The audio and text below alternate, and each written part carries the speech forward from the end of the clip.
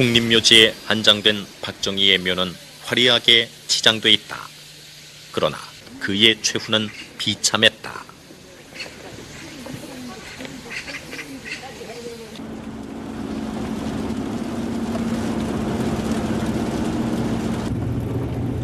박정희에게 총구를 겨누었던 사람, 그 사람은 경기도의 이름 없는 공원묘지에 묻혀 있다. 김재규, 그의 최후 역시 비참했다. 그의 묘비는 심하게 훼손돼 있다. 묘비조차도 편안히 잠들지 못하는 김재규, 의사다 아니다 말들이 많지만 궁정동에서 벌어진 총격의 실체는 치열한 권력 싸움의 결과 그 이상도 이하도 아니었다.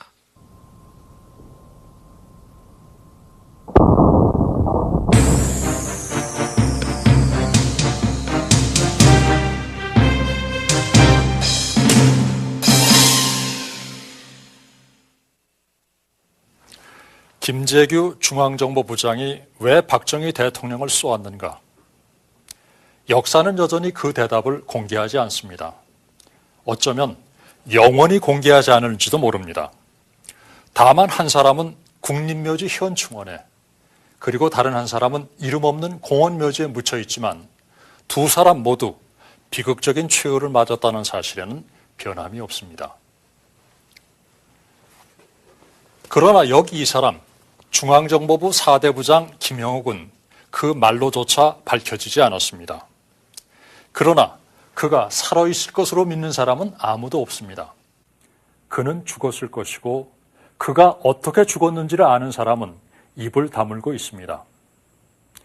역사는 당분간 그것도 정답을 공개하지 않을 것 같습니다.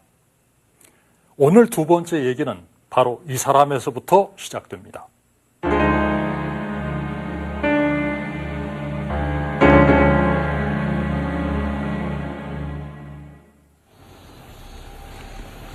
김영욱에 관한 최후 기록은 서울 가정법원에 있다.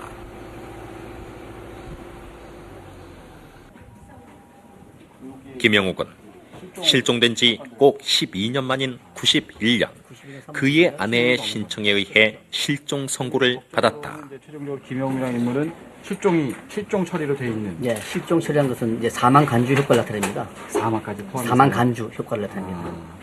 이제 사망으로 인해서 여러 가지 상속 문제라든가 부인의 재혼 문제 같은 게 나타날 수가 있죠. 김영욱, 시체도 발견되지 않았지만 어떻든 그는 이와 함께 사망자로 간주됐다.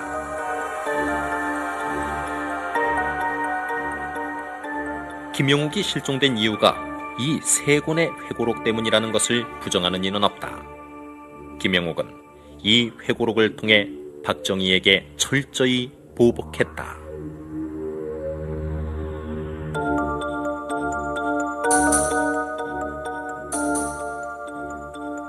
그는 미국의 청문회에서도 박정희의 정치자금까지 거론하며 박정희를 집요하게 물어뜯었다. 그런 그의 행동은 박정희를 불편하게 했고 결국 김영욱은 지구상에서 영원히 사라진다. 실종 직후부터 그의 죽음은 당연시됐다. 누가 어떻게 어디에서 죽였느냐가 관심사였을 뿐 그가 살아있을 거라고 믿는 사람은 없었다. 그의 사망 과정에 대해서는 아직도 의견이 분분하다. 나중에 차지철 씨가 그걸 지도했다는 것으로 알려졌습니다. 차지철 씨가 지도하는 소위 비밀 공작대 사람들이 따라가서 김영욱을 현지에서 잡아가는 거죠. 당시에 이름은 들지 않겠습니다만 김영욱 씨가 파리 샤르르 드골 공항으로 날아갔을 때 그 비행기에 당시 KCI의 와싱턴 주재 모 공사가 같이 동승했다는 주장이 있습니다. 정이라는 분인데 한국까지 끌어오는 동안에 참 역사의 그 무서운 그 교훈이라고 할까? 김영욱 씨가 동백링 사건으로 서독에 있는 우리 자유주의식인들을 수십 명 끌어오지 않았습니까? 논리가 어떻든 간에 비슷한 방법으로 자기가 또 파리에서 고국으로 끌려왔어요. 역사는 무섭게 반복됩니다. 그렇게 한 정치 군인의 최후는 비참하게 마감됐다.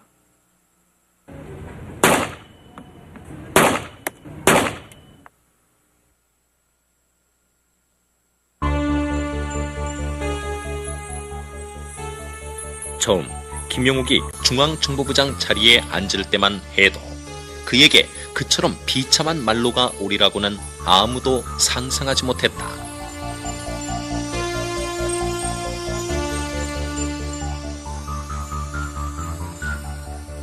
김영욱은 김종필을 중심으로 한 8기생들의 강력한 후원 아래 63년 7월 제4대 중앙정보부장에 오른다.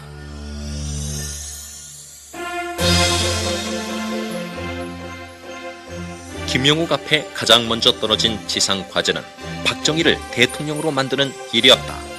기간은 단 2개월. 그는 중앙정보부 조직을 총동원 금권 관건 선거를 주도해 나간다. 마침내 63년 10월 박정희는 대통령에 취임한다. 혁명만 하고 군대로 돌아가겠다던 약속은 영원히 사라졌다. 나는 북한을 순수하고 국가를 보유하며 국민의 자유와 복리의 증진에 노력하여 대통령으로서의 직책을 성실히 수행할 것을 국민 앞에 엄숙히 선서합니다. 하야흐로 김영욱의 전성시대가 시작됐다. 그에게는 1인지하 만인지상의 권력이 주어졌다. 지독한 반공주의자였던 김영욱은 하루가 멀다 하고 공안 사건들을 터뜨렸다. 비판적인 지식인들은 빨갱이로 몰리기 일쑤였고 세상은 중앙정보부가 휘두르는 칼날에 공포의 도가니로 변해갔다.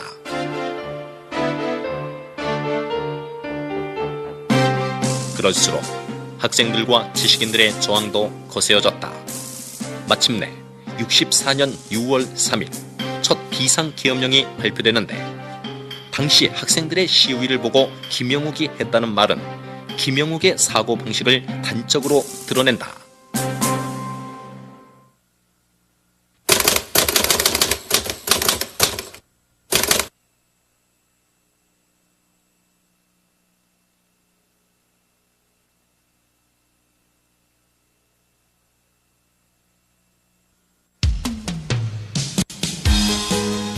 그해 말 외유길에 올랐던 김종필이 귀국한다.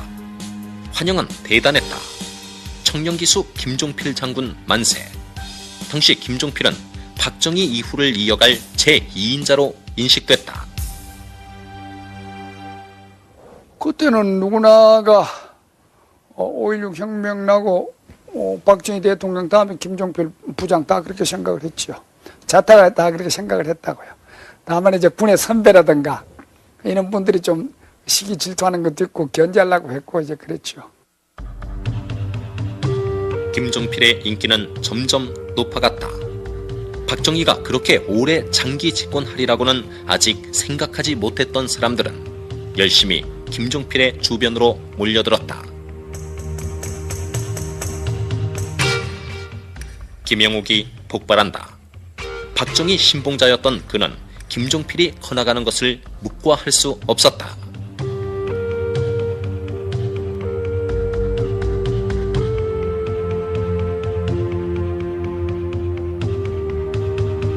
김영욱은 중앙정보부 요원들을 풀어 김종필을 미행하고 도청하며 김종필 제거 작전에 들어간다. 김종필의 후원에 힘입어 정보부장 자리에 올랐지만 대통령의 신임을 얻자면 김종필을 쳐내야만 했다. 한 번은 말이지 나하고 한번 단둘이 만났는데 김종필 총리 때 김영욱 정보부장 때인데 나보고 말이야 김종필 총리가 지금 완전 레프트다 그 말이야. 내가 그래서 깜짝 놀랐다고. 그래서 자기가 말이야 중앙정보에서 2년간을 김종필 총리에 대해서 지금 감시하고 있는데 그 당시에 언론사에 있던 성모라는 사장이 있어요. 에? 근데 그 사람하고 JP하고 둘이 만나면 그걸 덮치려고 한다고 말이야. 근데 JP가 굉장히 기분이 나쁜 거야. 세상에 말이야, 형욱이가 이럴 수가 있느냐 말이야. 나는 형욱이 말을 믿었는데 말이지. 이럴 수가 있느냐. 며칠 있다가 JP가 대통령한테 들어가가지고 중앙정보부장 저 녀석이 이러이러한 짓을 하고 다닙니다. 이거 잘라야 됩니다. 정보부장을 바꾸십시오 하고 이제 대통령한테 얘기를 했다고. 그러니까 그래 고려해보지 해놓고서는 김영욱이를 불렀어요. 밤에 김영욱을 불러가지고 야 JP가 너 목 자르라고 그러더라. 넌 막 어떻게 JP하고 막 좀 친하게 지내지? 뭐 때문에 막 으르렁거리고 말이야. 싸워서 JP가 널 목을 자르라고 그러냐. 앞으로는 싸우지 마. 하고 내버렸다고. 그러니까 김영욱이가 나오면서 자기 보좌관 보고 내가 김종필 때려잡지 못하면 사람 새끼가 아니다. 이러고 나왔다는 거야. 어? 그러니까 박 대통령은 그건 계획적으로 한 겁니다. 박정희는 분명 둘 사이를 이간질시키고 있었다. 2인자로 떠오른 김종필을 서서히 쳐나가기 시작한 것이다. 그렇게 장기 집권의 꿈이 익어가는 가운데 박정희의 용인술이 본격적으로 모습을 드러낸다.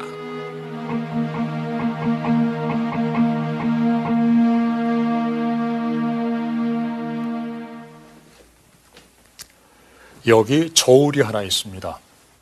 권력을 다는 권력의 저울이라고 그러죠. 최고 권력자가 추 하나를 집어서 어느 한쪽에 올리면은 권력은 그쪽으로 기웁니다. 그렇편 반대편 역시 무슨 수를 써서라도 추 하나를 올려서 그 권력에서 떨어지지 않으려고 노력을 합니다. 권력 행사의 생리는 이렇게 계속되는 시소 게임 비슷합니다. 박정희의 용인술이 바로 이랬습니다.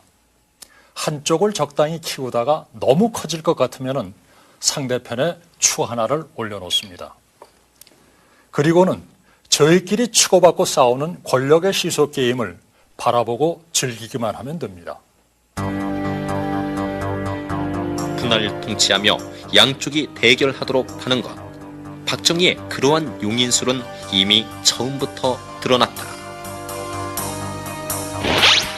중앙정보부를 중심으로 대립했던 8기와 5기의 싸움도 결국은 박정희 분할 통치의 결과였으며 8기가 급부상하자 그의 견제 세력으로 11기를 밑에서부터 키운 것도 그 통치술의 하나였다. 동시에 박정희는 군인 출신 전체를 견제할 세력으로 공화당 4인 체제에 힘을 실어주기도 한다. 그리고 다시 4인 체제를 견제해 김영욱과 이후락을 연합케 한다. 끊임없이 중간 보스를 키우고 그 중간 보스 간의 파워 게임을 유발하지만 그 중간 보스가 컸다 싶으면 과감히 잘라내는 것도 그의 용인술이었다. 권위주의적인 통치술이죠. 권위주의적인 통치고 박정희 씨는 그 디바이드 앤 룰을 아주 잘한 사람입니다. 굉장히 잘한 사람이고 그와 패턴은 좀 다르지만은 예를 들면 DJ의 리더십을 보면요. DJ는 중간 보스가 전혀 없습니다. 그러니까 박정희는 중간 보스를 하나씩 딱딱 만들고 딱 처리하고 그 다음 중간 보스 처리하고 일을 시작해서 또 팽시키고 이런 것이 그 박정희의 스타일이고 DJ는 중간 보스가 없습니다. 중간 보스를 하려고 시도한 사람 모조리 다 갑니다. 박정희의 통치 패턴이 계속되는 한 결국 김영욱도 언젠가는 잘리게 돼 있는 인물이었다.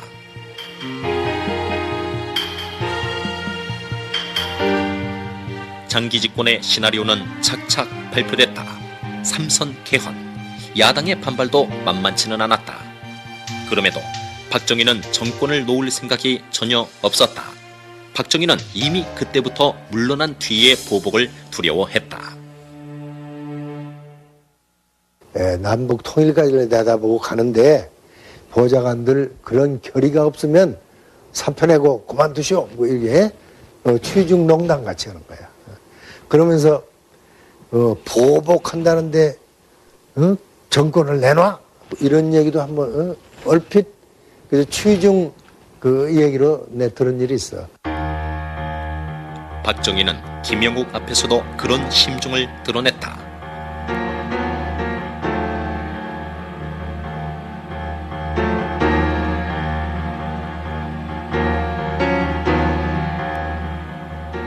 이제 김영욱이 할 일은 정해져 있다. 삼선 개헌만 통과시킨다면 장기 집권의 기반은 마련되고 그와 함께 자신의 권력도 영원히 지속될 줄 알았다. 그는 온갖 야당 공작을 불사하며 모든 것을 바친다. 마침내 삼선 개헌을 발표한 지 5개월 만에 공화당은 국회 제3별관에서 삼선 개헌안과 국민투표 법안을 변칙으로 통과시켜버린다. 이제 반발을 잠재울 희생양을 내세울 차례다.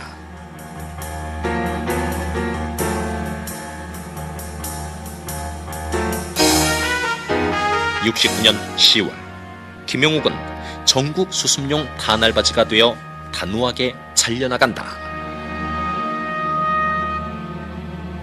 자기 신세 탄핵을 하더라고. 내가 박정희 대통령을 천사로 만들기 위해서 악마 역할을 한 사람이란 말이야. 대통령이 따가지에서 차 한잔 내놓고 그런 말이 박정희 대통령이 김 부장, 지금 정보부장이 지금 몇 년째 하고 있는가 그러더래. 그래서 제가 지금 6년 8개월째 됩니다. 그러니까 박정희 대통령이 그동안 수고 많이 했지. 난 그러더니 자네 그만두게. 좀 쉬게 그러더래. 그래서 깜짝 놀라. 오늘로부터 그만두라 이거예요. 김영욱 정부부장이 청와대에 나오면서 이거 꿈인가 해서 얼마나 이거를 쥐어뜯었대요. 허벅지를. 아주 새빨 같은 파랗게. 이 꿈이 아니고 이럴 수가 있냐 그 말이야. 하도 부장 때 아주 악랄하게 놀고 이래서 그 주위에 접근하는 걸 다 싫어했어요. 그러니까 국회의원들끼리 여야가 다 친구가 되는데 차도 같이 한잔하고 점심도 같이 먹으러 가고 이러는데 이 사람은 여야 모두 아무도 접근을 안 하니까 굉장히 고독한 걸 느꼈을 거예요. 지나치게 고독감을 느끼다 보니까 불안해지는 거예요. 그러다 보니까 결국은 낮에 홍콩을 통해서 미국으로 이제 도망을 갔지요. 미국으로 건너간 얼마 후부터 김영욱은 박정희에 대한 배신감을 노골적으로 드러내기 시작한다. 박정희 용인술의 비극적 말로를 드러내는 첫 번째 신호탄이었다.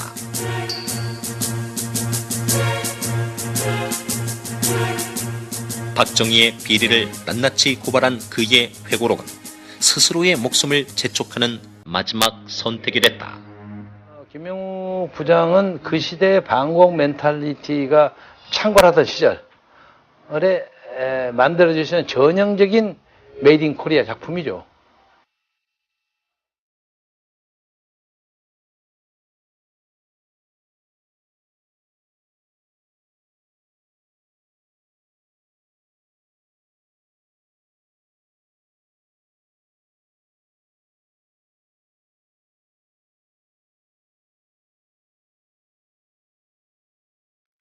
(20세기) 최고 소프라노 가수라는 마리아 칼라스의 노래입니다. 음악평론가들은 흔히 성악의 역사를 칼라스 이전과 칼라스 이후로 나눕니다. 그것은 그녀의 노래와 창법이 그만큼 뛰어나고 독특했기 때문일 것입니다. 칼라스의 노래를 중앙정보부 운영에 비기는 것은 그야말로 참 얼토당토하는 억지 발상입니다. 그러나 제6대 부장 이후락이 들어서면서 중앙정보부는 면모를 일신합니다. 그는 주먹 대신 정보에 의지했고 완력 대신 공작을 활용합니다.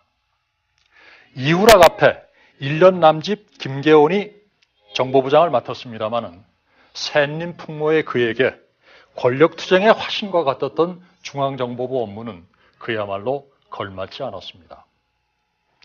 김형욱의 중앙정보부에서 이후락의 중앙정보부로 과연 무엇이 어떻게 달라졌을까요? 이후락이 사실 부패의 대명사죠. 누가 뭐래도 60년대, 70년대 이후락의 부패는 말할 수 없이 부패한. 왕에서 그 조선세력이 틀어가게 그런 식으로 미치는 거지. 이게 조선 불가분 했잖아. 그것은 김명훈 같은 그런 무지막지 하는 놈이니까 그게 가능해. 이것은 안 돼. 좀 덜 무식하게 했다는 거죠. 김형우 부장일 때는 말 그대로 참 무식하게 공작 정치를 하는 걸 봤는데 그 정도의 차별이 있을까? 그 밖에는 뭐 알 수가 없죠. 사실. 과연 어느 쪽이 이후락의 참모습일까? 중앙정보부의 역사를 새로 썼다는 평가와 그 반대의 평가. 분명한 건 그가 무려 3개 정권을 넘나들며 살아남았다는 사실이다. 그의 정치 감각은 거의 동물적이었다.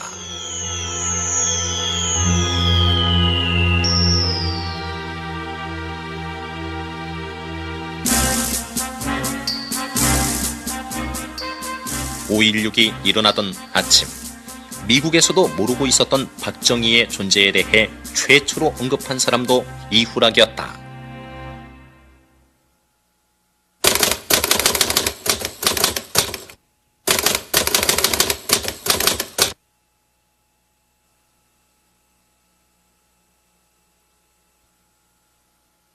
최고회의 박정희 의장은 4월 8일 이후락 공보실장을 통해서 그는 쿠데타가 갈아엎으려는 장면 정부의 정보실장이면서도 쿠데타 세력의 공보실장으로 발탁되는 신기를 발휘한다.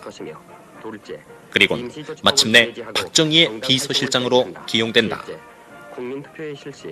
이후락에게는 아주 든든한 뒷배가 있었던 것 같다. 60년대 초 그가 장면 정부에 발탁되는 과정을 보자. 그게 아마 61년 초인가 됐을 거예요. 장 박사를 만났더니 그 이후락이라는 사람 아니구나 보고 그래요. 나 모르죠. 모르는 사람이라고. 왜 그러십니까? 했더니 그 데실바라는 사람이 그때 여기 중앙정보부 미국 CIA의 한국 책임자거든요. 그이가 몇 번 찾아와서 그 정보 기관의 모체를 내가 모든 물심양면으로 후원해 드릴 테니까 하나 만들어야 되겠다고. 이제부터 사회가 자꾸 복잡해지고 특히 또 북에서의 공작이 또 상당히 복잡해지니까 거기에 대한 대비책을 만들어야 되지 않겠냐. 그런다고 그래요. 그러면서 그 데실바라고 하는 사람이 그 초대 책임자로서 꼭 이후락이라는 사람을 갖다 놔야 된다. 이게 조건이래요. 그것만 들어주면은 모든 물심양면으로 모든 지원을 하겠다고 말이지.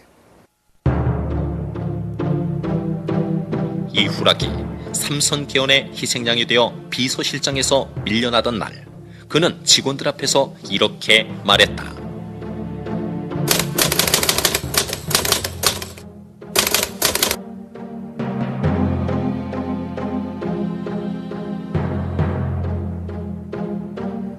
미국의 지원과 권력에 대한 철저한 헌신.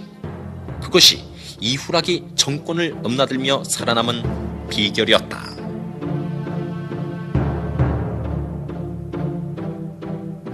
박정희에 대한 이후락의 헌신은 대단했다. 비서실장에서 주일 대사로 간 이후락은 생선 초밥을 냉동 포장해 비행기 편으로 청와대까지 보내는 극성을 보인다.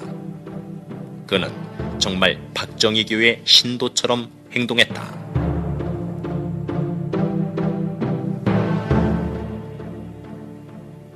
그에 대한 대가도 확실했다. 이후락은 일본으로 간 지 1년여 만에 중앙정보부장이 되어 금이 환영한다.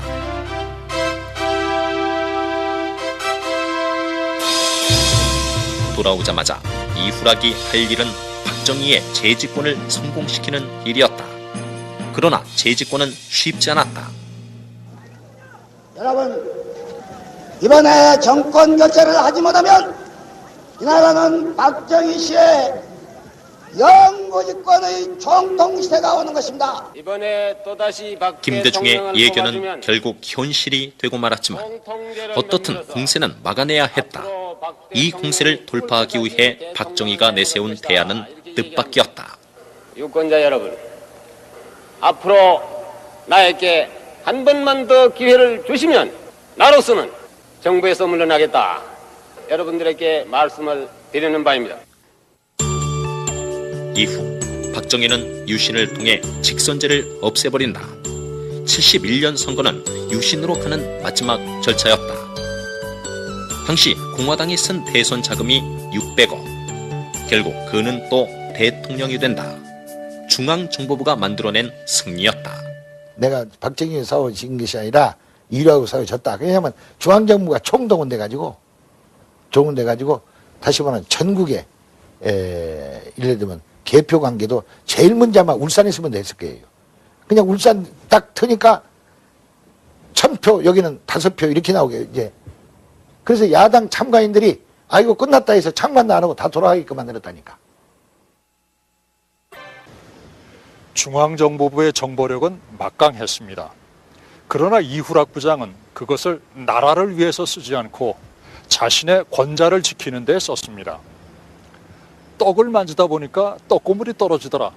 이러한 방자한 언사로 자신의 치부를 털어놓기도 했지요. 흔히 그에게 따라다니는 정보정치의 귀재라는 말도 추악한 정치 공작에 남다른 재능이 있었다. 이런 정도의 얘기일 것입니다.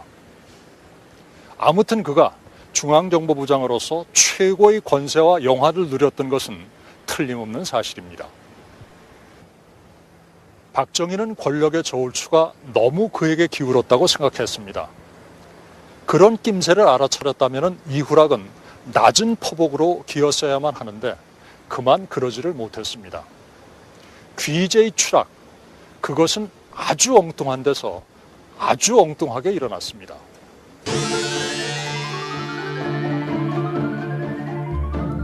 이후락의 추락을 재촉한 인물은 수경사령관 윤필용이었다.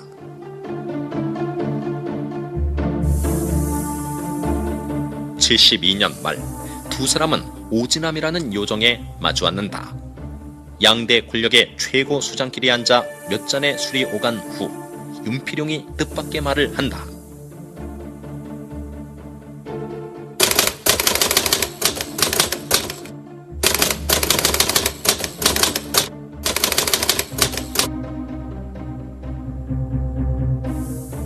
당시로선 쿠데타에 버금가는 말이었다. 두 사람의 대화는 새나가고 말았다. 바로 수사가 시작된다. 근데 그때 수사 이렇게 받으실 때 순순히 다 시인하시던가요? 네, 그렇습니다. 또 그분이 시인할 부분이야 간단한 거니까 거짓말 한다거나 감출 사항이 없었습니다. 그냥 자기는 대통령은 애견에 임해서 한 얘기였다는 것으로 맨 처음에는 그런 의도가 있었습니다. 근데 그것이 좀 더 발전해가지고 불손하게 들렸죠. 윤필용의 재구는 이미 예견된 것이었다. 군부 내에서 윤필용의 영향력이 막강해져 간다는 것을 파악한 박정희는 사건이 있기 전부터 이런 말을 흘리고 다녔다.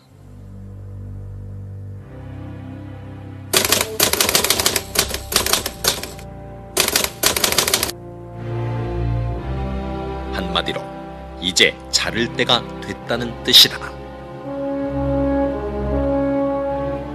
그러나 사건은 엉뚱한 대로 튀었다. 윤필용을 조사하다 보니 하나회 조직이 모습을 드러낸 것이다. 윤필용 씨가 거기에 배후 인물입니다. 그래서 그 11기생들 중에는 윤필용 씨라면은 하나님처럼 생각하는 사람들이 있죠. 윤필용이가 이 전두환 이런 사람들을 박정희의 명을 바꿔서 윤필용이 전두환 이런 사람들에게 하나회 같은 이런 사조직을 조직하도록 만들도록 이렇게 언지를 둔 사람인데, 자기들이 진급이라든가 보직이라든가 이런 우선권을 잡고 중요한 보직이라든가 또 진급도 확보하기 위해서는 그 당시 제일 막강한 윤 장군이 필요했습니다. 그러니까 윤 장군에 접근해가지고 가까이 했고, 또 윤 장군은 정교육사 출신들이 앞으로 군의 중요 요직을 담당할 뿐만 아니라 군을 이끌어갈 그런 사람들이기 때문에 또한 애착을 가지고 그런 차원에서 가까이 지냈다고 볼 수가 있습니다. 어느새 윤필용의 밑으로까지 진입한 육사 11기들. 그들의 하나회 조직은 서서히 전모가 드러나기 시작했다. 윤필용 사건은 이제 하나회 사건으로 바뀌었다. 200여 명의 하나회 회원들이 수사 선상에 오른다. 비밀 조직이 드러나면서 군부의 조사관들은 경악했다. 나는 사실 굉장히 분개했습니다. 뭐 이런 조직이 있을 수 있느냐. 군의 정상적인 군 생활하고 정상적인 군의 사고방식을 가진 사람은 이런 조직은 있을 수 없다고 생각 들고, 이런 것이야말로 이건 군에 있어서는 안 될 사건이라고 그래가지고 우리 수사관들도 다 깜짝 놀랐습니다. 그냥 내가 오히려 내가 자활학교 나온 사람으로서 밑에 수사관들한테 오히려 낯뜨거운 이런 상이었습니다. 그냥. 당시 윤필용 사건을 맡았던 강창성은 하나회 회원 10여 명을 구속해버린다. 그러나 하나회를 키운 건 바로 박정희였다. 박정희는 하나회 수사가 자꾸만 확대되자 마침내 강창성에게 일갈한다.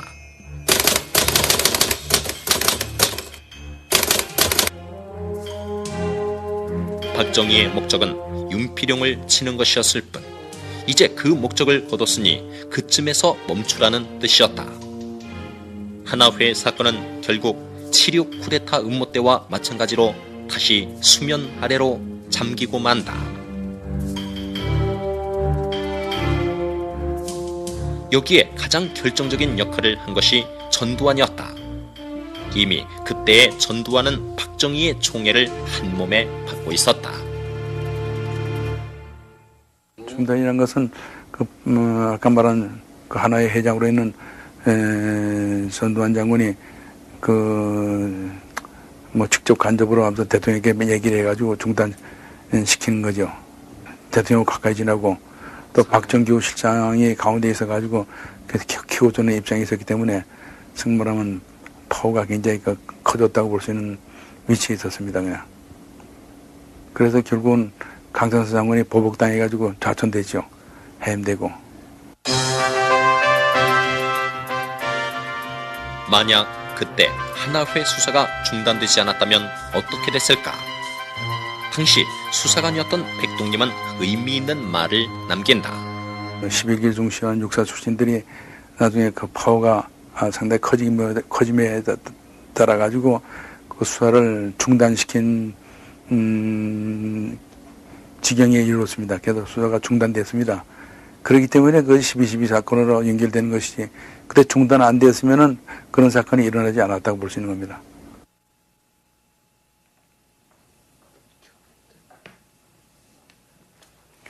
그때 만약 하나회 수사를 계속했더라면 12.12 하극상을 비롯한 우리의 현대사가 달리 쓰여졌을까요? 글쎄 그것을 누가 알겠습니까? 여기서 우리가 주목할 것은 하나회 수사를 막을 만큼 전두환의 힘이 커진 현실인데, 당시 그것을 주목한 사람은 별로 없었습니다. 세상의 관심은 온통 이후락에게 가 있었다. 윤필용 사건으로 이후락의 신임은 땅에 떨어졌고 그는 그것을 만회해야만 했다. 그때 터진 것이 김대중 납치 사건. 혹자는 이것이 박정희의 신임을 얻기 위한 이후락의 무리수였다고 하지만 이후락은 두 가지 상반된 증언을 남긴다.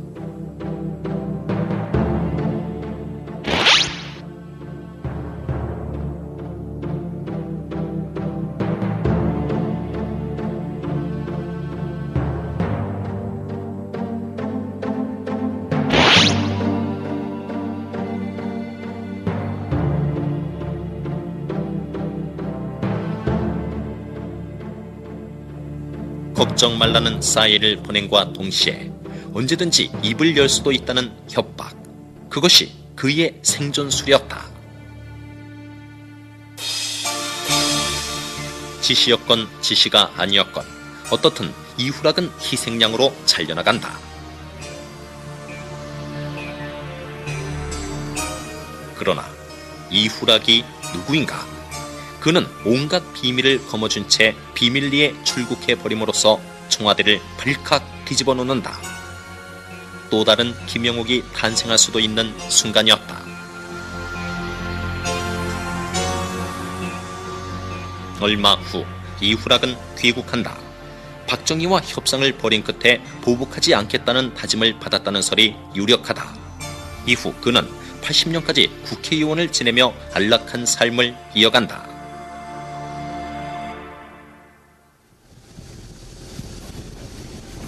80년 이후 그는 예술가로 변신했다.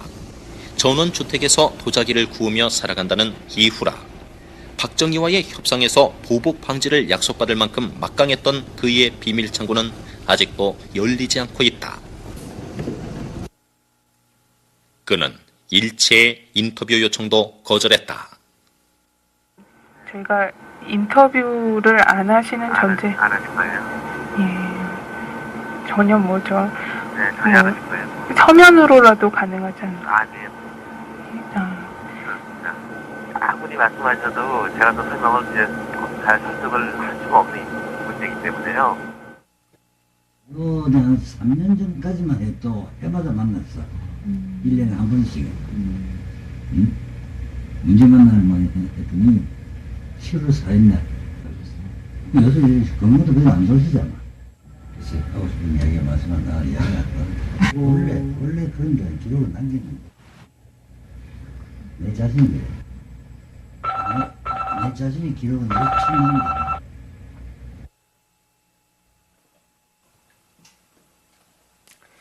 기록을 남기지 않겠다. 그 이유가 뭘까요?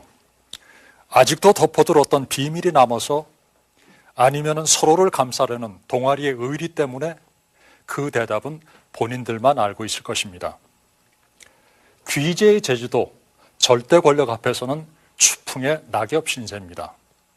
이후락은 거리를 구르는 낙엽처럼 초조하고 초라하게 중앙정보부를 떠납니다. 그러나 이후락이 박정희에게 남기고 간 선물은 너무 많았다. 그가 중앙정보부의 지하실에서 만들어낸 최고 작품은 유신이었다. 장기 집권의 토대는 확실하게 마련됐고 유신은 도깨비 방망이가 되어 빨갱이들을 만들어냈다.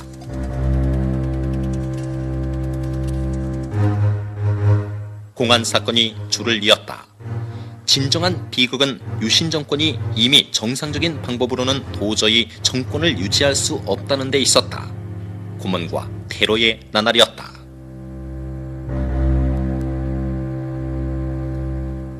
유신을 하고 박정희는 꼭 7년을 더 살게 된다.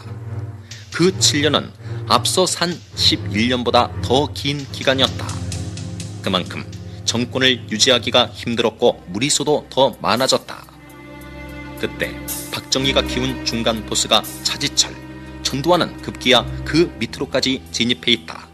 장기 집권의 마지막 순간이 다가오고 있었다.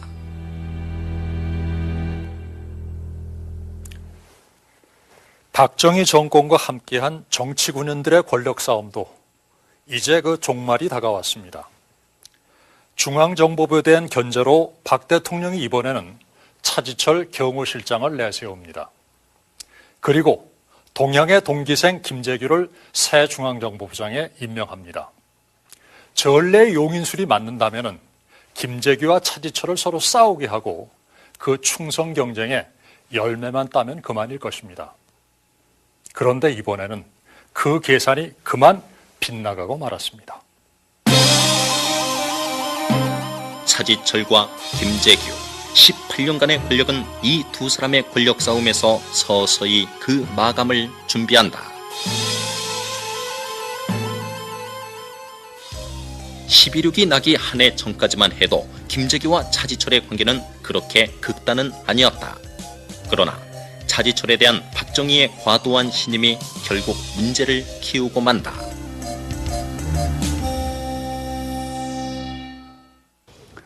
대통령께서 김재규 부장, 차지철 실장 둘을 앉혀놓고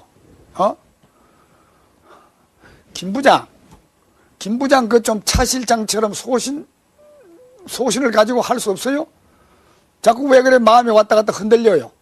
차 실장처럼 저렇게 좀 소신을 가지고 해봐요. 하고 차지철의 앞에서 김 부장을 자꾸 나무랜다고 생각을 해봐요. 그리고 더욱이나 차지철이는 육군 대위고 5.16 당시 김정유 부장은 박 대통령하고 동기니까 그때는 완스타야. 준장으로 있었거든. 진급이 높고 이랬지만은. 예를 들면 우리가 자식들 큰아들 둘째 아들을 놓고 동생 앞에서 야 큰놈 너 일마 형이라는 게 왜 동생보다 못해? 동생처럼 그렇게 좀 잘할 수 없어? 형이 뭐 그 모양이야. 자꾸 이야기해 보세요. 서열을 중시하는 군인 출신들에게 그것은 견딜 수 없는 모욕이었다. 거기에 차지철의 성격이 더해졌다. 차지철은 대놓고 김재규를 무시하며 부하 직원을 다루듯이 대했다.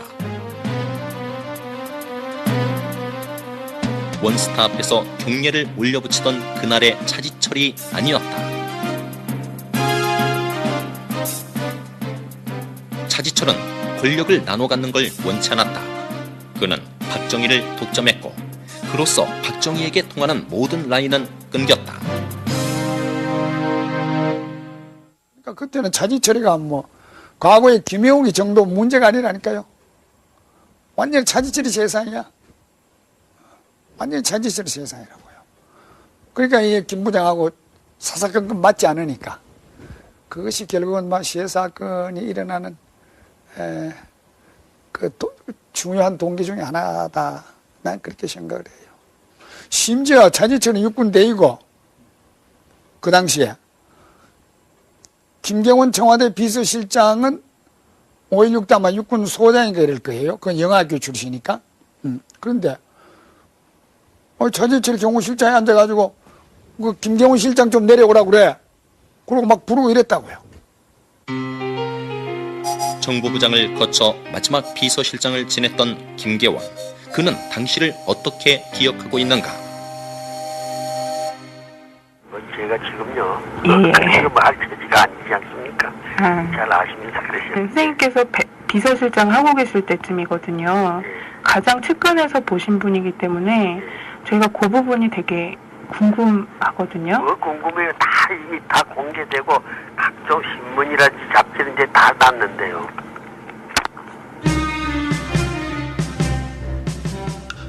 박정희의 연단은 점점 높아져 갔고 그와 함께 차지철이 앉는 자리도 높아져 갔다. 차지철의 권력욕은 어떤 정치군인보다도 노골적이었다. 전두환은 경호실 작전 차장부로 차지철의 최측근이었다. 그것은 박정희의 최측근임을 뜻했다. 전두환이 보안사령관이 되어 떠난 뒤에는 그 자리를 노태우가 이어받는다.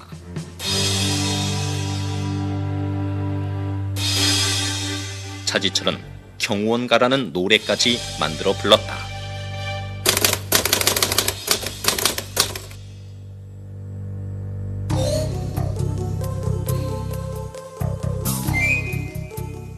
박정희는 이미 스스로 물러날 수 있는 기회를 놓쳤다.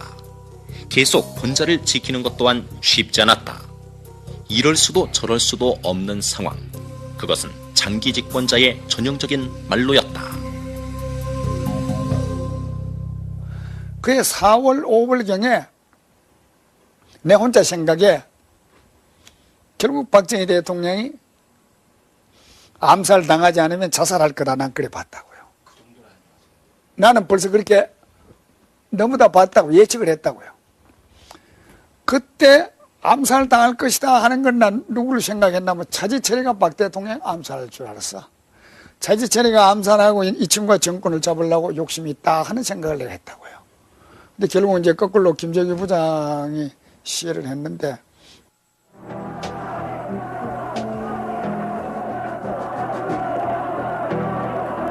장기 독재의 후유증은 곳곳에서 터져나오고 있었다.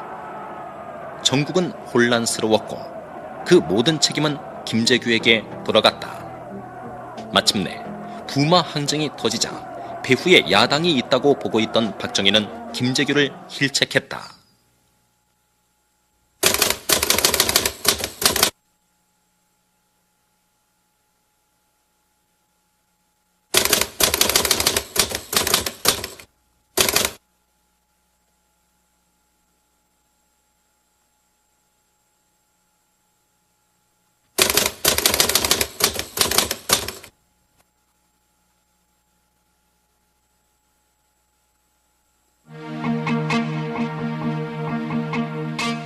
사태를 잘못 본 쪽은 김재규가 아니라 박정희였다.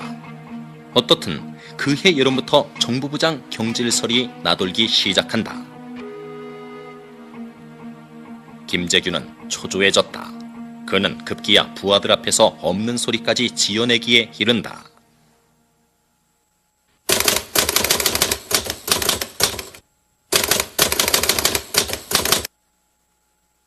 그는 박정희의 신임을 내세우고 싶었던 것이다.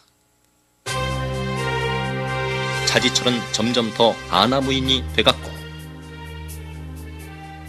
김재규는 점점 더 밀렸다. 김재규의 불안은 가속화됐다. 차지철을 싸고 도는 박정희에 대한 원망도 높아갔다. 둘 사이의 긴장감은 폭발 직전 상태였다.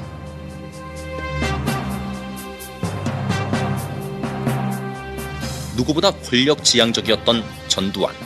그는 그 정권 말기의 권력 싸움을 아주 정확히 읽고 있었다.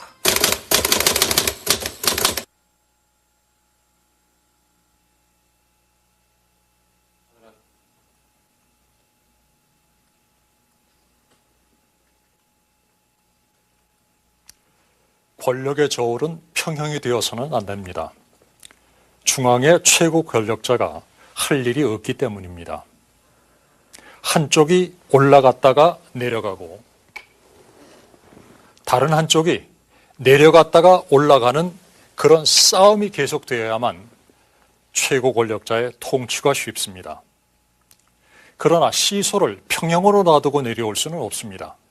그러므로 게임의 종말은 파산일 수밖에 없습니다. 박정희의 용인술 계산에 놓쳤던 것이 바로 이 점일지 모릅니다.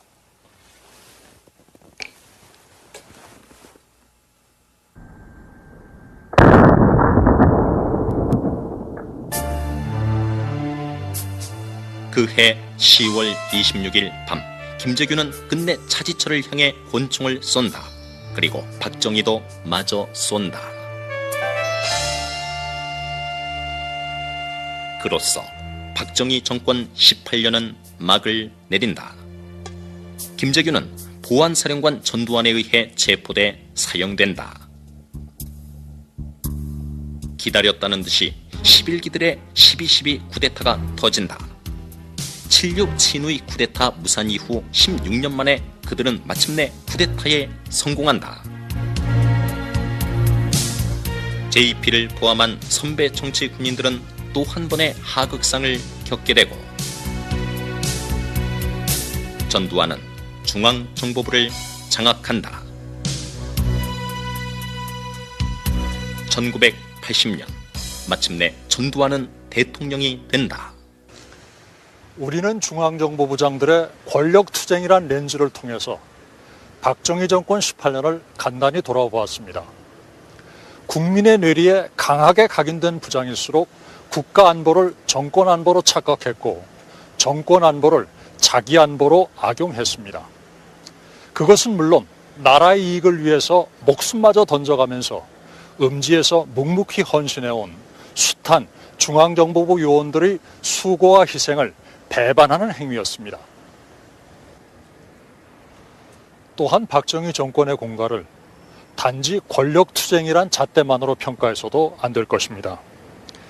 그럼에도 우리가 다소 비판적으로 접근했던 것은 잘못된 역사의 전철을 결코 되풀이해서는 안 된다는 그런 강박관념 때문이었습니다. 이제 이 나라에서 쿠데타가 또 가능할 것이라고 보는 이들은 별로 없다. 그것은 육사 대통령 30년의 혹독한 세상을 다 겪어내고서야 얻은 처절한 전리품이다. 30년. 그들의 직권은 너무 길었고 역사가 받은 상처는 이미 충분하다.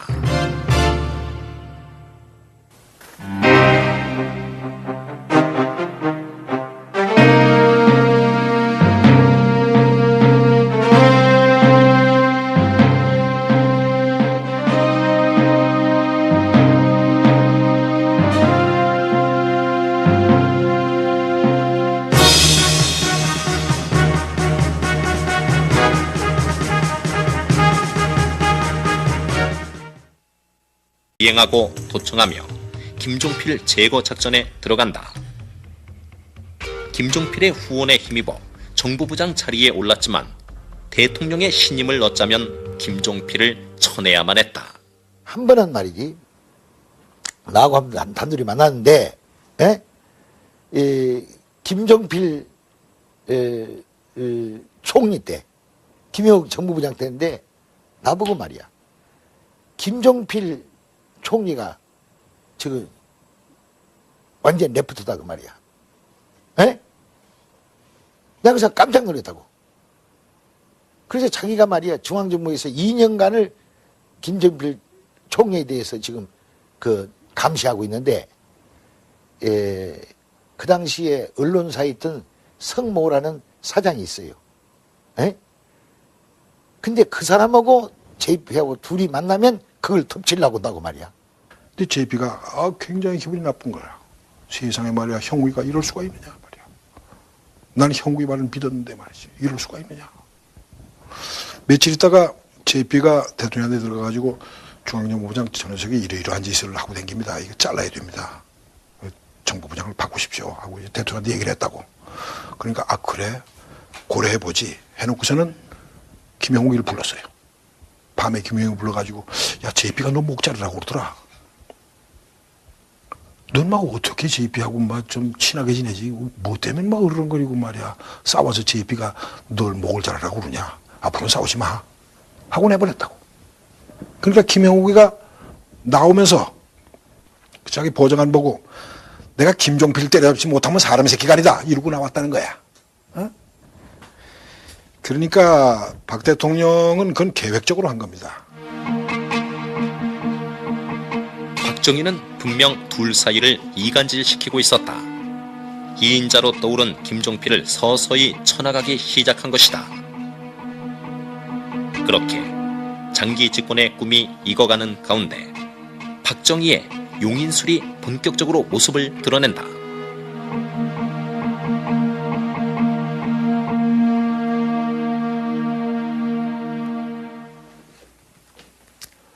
여기 저울이 하나 있습니다. 권력을 다는 권력의 저울이라고 그러죠. 최고 권력자가 추 하나를 집어서 어느 한쪽에 올리면은 권력은 그쪽으로 기웁니다. 그렇편 반대편 역시 무슨 수를 써서라도 추 하나를 올려서 그 권력에서 떨어지지 않으려고 노력을 합니다. 권력 행사의 생리는 이렇게 계속되는 시소 게임 비슷합니다. 박정희의 용인술이 바로 이랬습니다. 한쪽을 적당히 키우다가 너무 커질 것 같으면 상대편에 추 하나를 올려놓습니다. 그리고는 저희끼리 치고받고 싸우는 권력의 시소 게임을 바라보고 즐기기만 하면 됩니다. 분할 통치하며 양쪽이 대결하도록 하는 것. 박정희의 그러한 용인술은 이미 처음부터 드러났다. 중앙정보부를 중심으로 대립했던 8기와 5기의 싸움도 결국은 박정희 분할 통치의 결과였으며 8기가 급부상하자 그의 견제 세력으로 11기를 밑에서부터 키운 것도 그 통치술의 하나였다. 동시에 박정희는 군인 출신 전체를 견제할 세력으로 공화당 4인 체제에 힘을 실어주기도 한다. 그리고 다시 4인 체제를 견제해 김영욱과 이후락을 연합케 한다.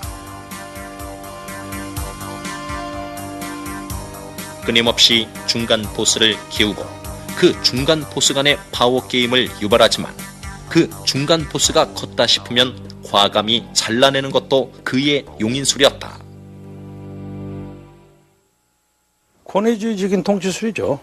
권위주의적인 통치고 그 박정희 씨는 그 디바이드 앤 룰을 아주 잘한 사람입니다.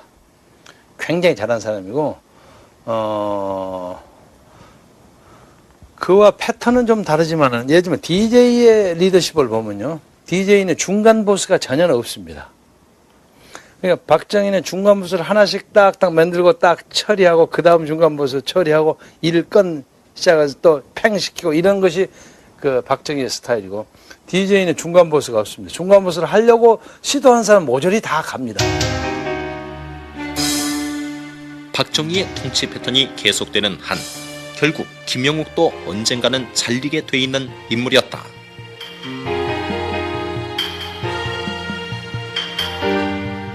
장기 집권의 시나리오는 착착 발표됐다. 삼선 개헌. 야당의 반발도 만만치는 않았다. 그럼에도 박정희는 정권을 놓을 생각이 전혀 없었다. 박정희는 이미 그때부터 물러난 뒤의 보복을 두려워했다.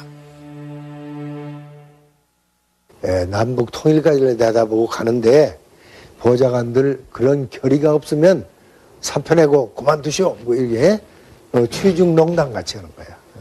그러면서 보복한다는데 정권을 내놔 이런 얘기도 한번 얼핏 그래서 취중 그 얘기로 내 들은 일이 있어. 박정희는 김영욱 앞에서도 그런 심중을 드러냈다.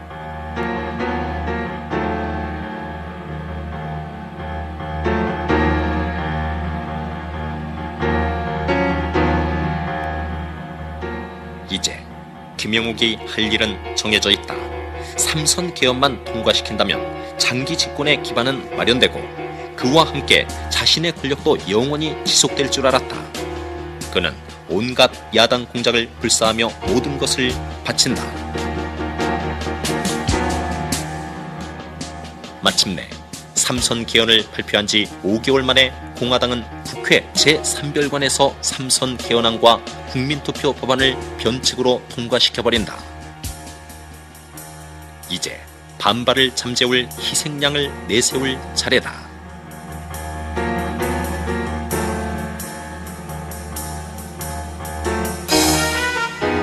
69년 10월 김영욱은 전국 수습용 탄알바지가 되어 단호하게 잘려나간다.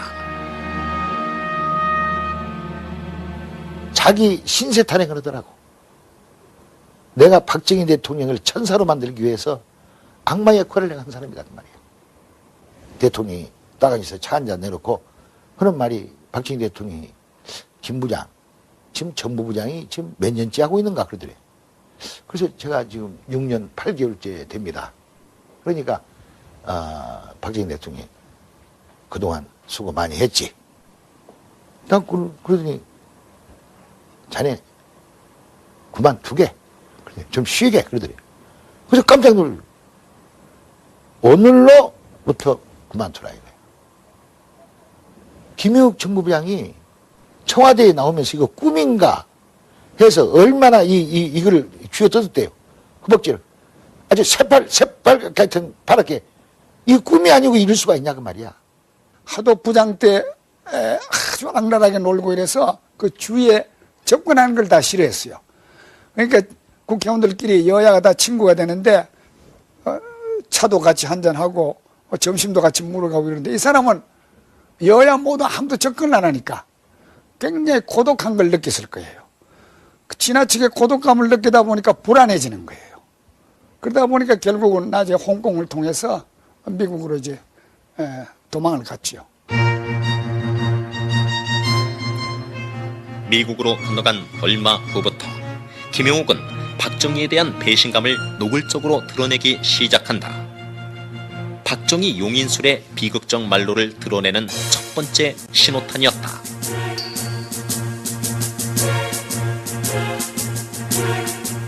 박정희의 비리를 낱낱이 고발한 그의 회고록은 스스로의 목숨을 재촉하는 마지막 선택이 됐다. 김영욱 부장은 그 시대의 반공 멘탈리티가 창궐하던 시절에 만들어주시는 전형적인 메이드 인 코리아 작품이죠.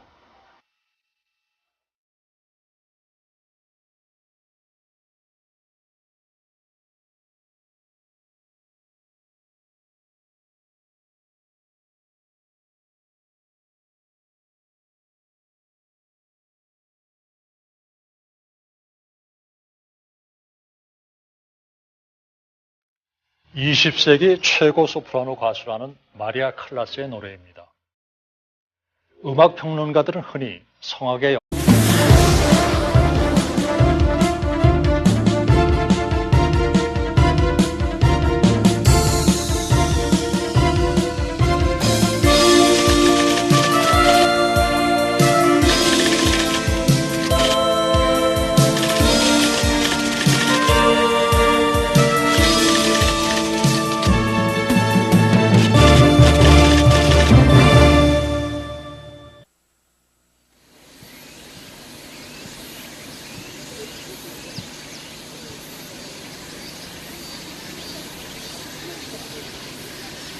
국립묘지에 안장된 박정희의 묘는 화려하게 치장돼 있다. 그러나 그의 최후는 비참했다.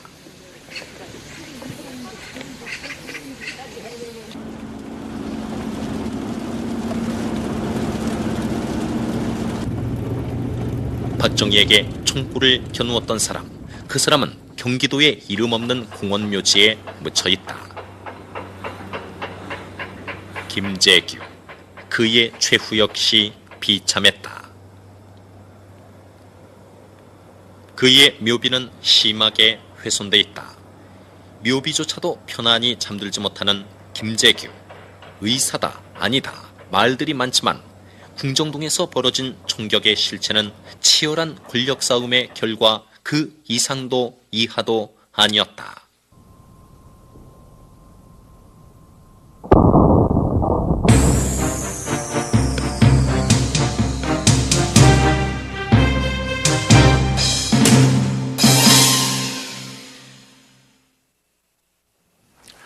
김재규 중앙정보부장이 왜 박정희 대통령을 쏘았는가? 역사는 여전히 그 대답을 공개하지 않습니다. 어쩌면 영원히 공개하지 않을지도 모릅니다. 다만 한 사람은 국립묘지 현충원에, 그리고 다른 한 사람은 이름 없는 공원묘지에 묻혀 있지만 두 사람 모두 비극적인 최후를 맞았다는 사실에는 변함이 없습니다. 그러나 여기 이 사람, 중앙정보부 4대 부장 김영욱은 그 말로조차 밝혀지지 않았습니다. 그러나 그가 살아있을 것으로 믿는 사람은 아무도 없습니다. 그는 죽었을 것이고 그가 어떻게 죽었는지를 아는 사람은 입을 다물고 있습니다. 역사는 당분간 그것도 정답을 공개하지 않을 것 같습니다. 오늘 두 번째 얘기는 바로 이 사람에서부터 시작됩니다.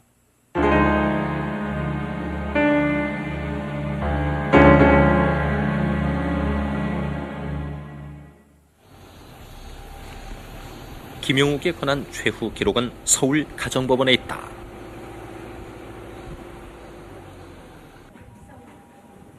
김영욱은 실종된 지 꼭 12년 만인 91년 그의 아내의 신청에 의해 실종 선고를 받았다. 최종적으로 김영욱이라는 인물은 실종 처리로 되어 있는. 예, 실종 처리한 것은 이제 사망 간주 효과를 나타냅니다. 사망까지 포함해서. 사망 간주 효과를 나타냅니다. 이제 사망으로 인해서 여러 가지 상속 문제라든가 부인의 재혼 문제 같은 게 나타날 수가 있죠. 김영욱. 시체도 발견되지 않았지만 어떻든 그는 이와 함께 사망자로 간주됐다.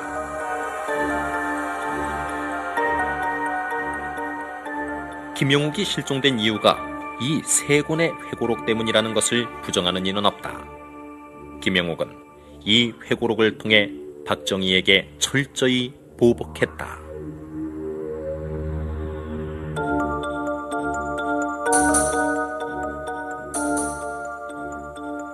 그는 미국의 청문회에서도 박정희의 정치자금까지 거론하며 박정희를 집요하게 물어뜯었다. 그런 그의 행동은 박정희를 불편하게 했고 결국 김영욱은 지구상에서 영원히 사라진다. 실종 직후부터 그의 죽음은 당연시됐다. 누가 어떻게 어디에서 죽였느냐가 관심사였을 뿐 그가 살아있을 거라고 믿는 사람은 없었다. 그의 사망 과정에 대해서는 아직도 의견이 분분하다. 나중에는 차지철 씨가 그걸 지도했다는 것으로 알려졌습니다. 차지철 씨가 지도하는 소위 비밀 공작 때 사람들이 따라가서 김영옥을 현지에서 잡아가는 역사를 칼라스 이전과 칼라스 이후로 나눕니다. 그것은 그녀의 노래와 창법이 그만큼 뛰어나고 독특했기 때문일 것입니다. 칼라스의 노래를 중앙정보부 운영에 비기는 것은 그야말로 참 얼토당토하는 억지 발상입니다. 그러나 제6대 부장 이후락이 들어서면서 중앙정보부는 면노를 일신합니다. 그는 주먹 대신 정보에 의지했고 완력 대신 공작을 활용합니다. 이후락 앞에 1년 남짓 김계온이 정보부장을 맡았습니다마는 샌림 풍모의 그에게 권력투쟁의 화신과 같았던 중앙정보부 업무는 그야말로 걸맞지 않았습니다. 김형욱의 중앙정보부에서 이후락의 중앙정보부로 과연 무엇이 어떻게 달라졌을까요? 이후락이 사실 부패의 대명사죠. 누가 뭐래도 60년대, 70년대 이후락의 부패는 말할 수 없이 부패한. 와에서 그 조선세력이 틀어서 봐야 그런 식으로 미치는 거지. 이게 조선 불고 했잖아. 그것은 김영웅이 같은 그런 무지막지 하는 놈이니까 그게 가능해. 이것은 안 돼. 좀 덜 무식하게 했다는 거죠. 김형욱 부장일 때는 말 그대로 참 무식하게 공작경질을 하는 걸 봤는데 그 정도의 차별이 있을까? 그 밖에는 뭐 알 수가 없죠. 과연 어느 쪽이 이후락의 참모습일까? 중앙정보부의 역사를 새로 썼다는 평가와 그 반대의 평가. 분명한 건 그가 무려 3개 정권을 넘나들며 살아남았다는 사실이다. 그의 정치 감각은 거의 동물적이었다.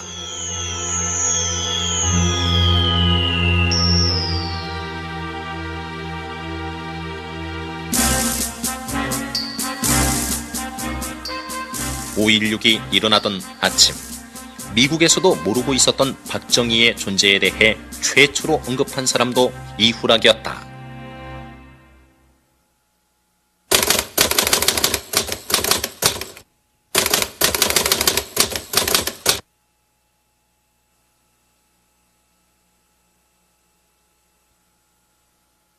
최고회의 박정희 의장은 4월 8일 이후락 공보실장을 통해서 그는 쿠데타가 갈아엎으려는 장면 정부의 정보실장이면서도 쿠데타 세력의 공보실장으로 발탁되는 신기를 발휘한다. 그리고 마침내 박정희의 비서실장으로 기용된다. 이후락에게는 아주 든든한 뒷배가 있었던 것 같다. 60년대 초 그가 장면 정부에 발탁되는 과정을 보자. 그게 아마 61년 총가 됐을 거예요. 장 박사를 만났더니 그 이후락이 된 사람 아니구나 뭐 그래요. 나 모르죠. 모르는 사람이라고. 왜 그러십니까? 했더니 그 데실바라는 사람이 그때 여기 중앙정보부 저 미국 CIA의 한국 책임자거든요. 그이가 몇 번 찾아와서 그 정보 이제 기관의 모체를 내가 모든 물심양면으로 후원해 드릴 테니까 하나 만들어야 되겠다고. 이제부터 사회가 자꾸 복잡해지고 특히 또 이제 북에서의 공작이 또 이제 상당히 복잡해지니까 거기에 대한 대비책을 만들어야 되지 않겠냐. 그런다고 그래요. 그러면서 그 데실바라고 하는 사람이 그 초대 책임자로서 꼭 이후락이 된 사람을 갖다 놔야 된다. 이게 조건이 돼요. 그것만 들어주면은 모든 물심양면으로 모든 지원을 하겠다고 말이지. 이후락이 삼선개헌의 희생양이 되어 비서실장에서 밀려나던 날, 그는 직원들 앞에서 이렇게 말했다.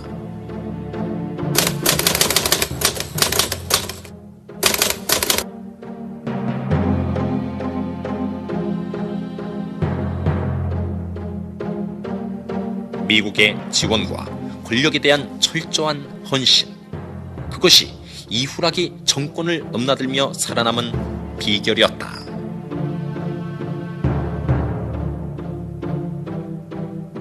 박정희에 대한 이후락의 헌신은 대단했다.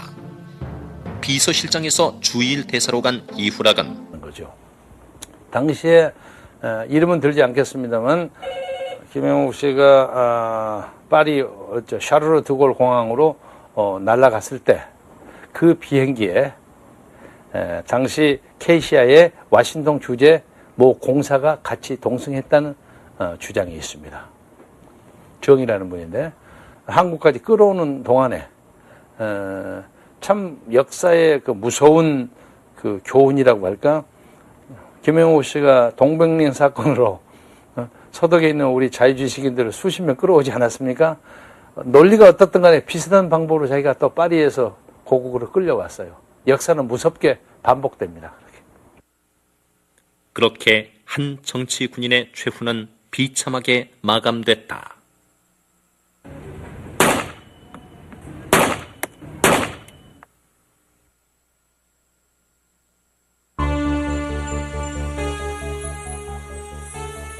처음 김영욱이 중앙정보부장 자리에 앉을 때만 해도 그에게 그처럼 비참한 말로가 오리라고는 아무도 상상하지 못했다.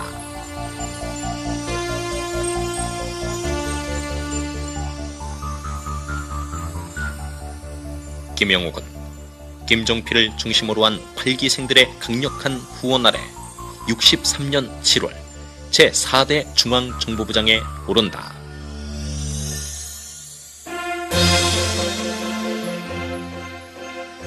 김영욱 앞에 가장 먼저 떨어진 지상 과제는 박정희를 대통령으로 만드는 일이었다. 기간은 단 2개월. 그는 중앙정보부 조직을 총동원 금권 관건 선거를 주도해 나간다. 마침내 63년 10월 박정희는 대통령에 취임한다. 혁명만 하고 군대로 돌아가겠다던 약속은 영원히 사라졌다. 나는 북한을 순수하고 국가를 보유하며 국민의 자유와 복리의 증진에 노력하여 대통령으로서의 직책을 성실히 수행할 것을 국민 앞에 엄숙히 선서합니다. 하야흐로 김영욱의 전성시대가 시작됐다. 그에게는 1인지하 만인지상의 권력이 주어졌다. 지독한 반공주의자였던 김영욱은 하루가 멀다 하고 공안 사건들을 터뜨렸다. 비판적인 지식인들은 빨갱이로 몰리기 일쑤였고 세상은 중앙정보부가 휘두르는 칼날에 공포의 도가니로 변해갔다.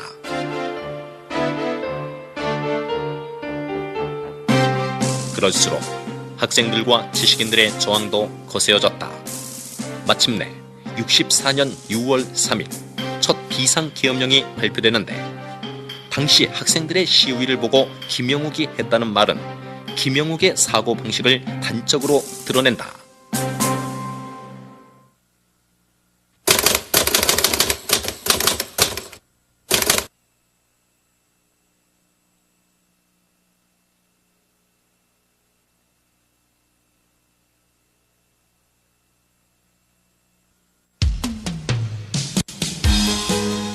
그해 말 외유길에 올랐던 김종필이 귀국한다. 환영은 대단했다. 청년기수 김종필 장군 만세.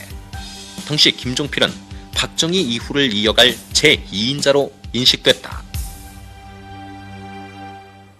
그때는 누구나가 5.16 혁명 나고 박정희 대통령 다음에 김종필 부장 다 그렇게 생각을 했죠. 자타가 다 그렇게 생각을 했다고요. 다만 이제 군의 선배라든가 이런 분들이 좀 시기 질투하는 것도 있고 견제하려고 했고 이제 그랬죠. 김종필의 인기는 점점 높아갔다. 박정희가 그렇게 오래 장기 집권하리라고는 아직 생각하지 못했던 사람들은 열심히 김종필의 주변으로 몰려들었다. 김영욱이 폭발한다. 박정희 신봉자였던 그는 김종필이 커나가는 것을 묵과할 수 없었다.